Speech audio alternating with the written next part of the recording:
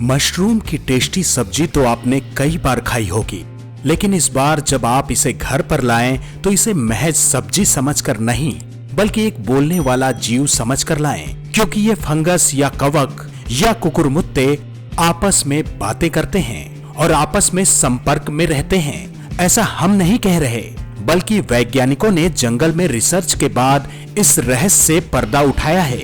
ये तो आप जानते ही होंगे कि कवक यानी मशरूम एक पेचीदा जीव है, लेकिन अब यह भी पता चला है कि इनका रेडिएशन के प्रति बहुत ज्यादा लगाव होता है।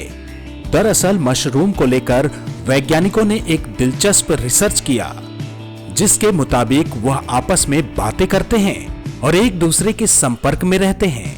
खास बात यह है कि बारिश के बाद उनकी ये एक्टिविटी और बढ़ जाती है। ज़ोंबी मशरूम तो इंसानी शरीर के लिए वरदान जैसा है, क्योंकि ये कैंसर से उबरने में बहुत उपयोगी है। लेकिन रिसर्च के बाद इसकी दिलचस्प जानकारी सामने आई है। इससे पहले मशरूम की इस एक्टिविटी पर ठीक से गौर नहीं किया गया था, लेकिन नए रिसर्च ने इस सब्जी नुमा जीव को बेहद दिलचस्प बना दिया है। रिसर्च के मुताबिक एक्टोमाइकोरिजल फंगस सतह के नीचे जड़ों का एक विशाल नेटवर्क तैयार करते हैं, जो बाहर की ओर भी निकल आते हैं। इससे इन्हें आपस में बात करने में सहायता मिलती है। अब सवाल ये है कि कवक या मशरूम आपस में बातें क्या करते हैं। इसके बारे में पता चला है कि अगर इन्हें किसी खतरनाक कीड़े या किसी बीमारी का खतरा होता है तो ये पूरे समूह को अलर्ट कर देते हैं।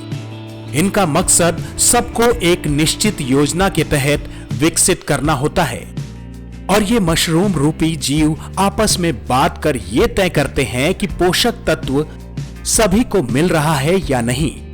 वैज्ञानिकों को कवक की इन गतिविधियों का अंदाजा तो था, लेकिन इसे लेबोरेटरी से बाहर निकालकर जंगलों में आजमाया गया। इस रिसर्च में यह पता चला है कि बारिश के बाद इनकी बातचीत का सिलसिला ज्यादा तेजी से होना शुरू हो जाता है। मशरूम की इन गतिविधियों को देखने और समझने के लिए शोधकर्ताओं ने 6 मशरूम को इलेक्ट्रोड से जोड़ दिया। इसमें पाया गया कि समय समय पर इनके आपसी संपर्क में अंतर आया, जो कि बारिश के तत्काल बाद ज्यादा हो जाता है। वैज्ञानिकों ने देखा कि बारिश के बाद मशरूम आपस में ज्यादा बातें तो करते ही हैं, वो एक दूसरे से ज्यादा नजदीक आकर चर्चा भी करते हैं। दरअसल कवक या मशरूम एक कोशिकीय या बहुकोशिकीय जीव होते हैं, जो इंसानों के लिए प्रोटीन की प्रचुरता वाले पौष्टिक आहार भी हैं। तो अगली बार मशरूम को सब्जी बनाकर खाने से पहले एक जीव की तरह ट्रीट कीजिएगा और इनकी भावनाओं को समझने की कोशिश भी कीजिएगा। आपको ये जानकारी कैसी लगी हमें कमेंट करके बताइएगा जरूर। और हाँ, चैनल को सब्सक्राइब करना बिल्कुल भी ना भूलें। धन्यवाद।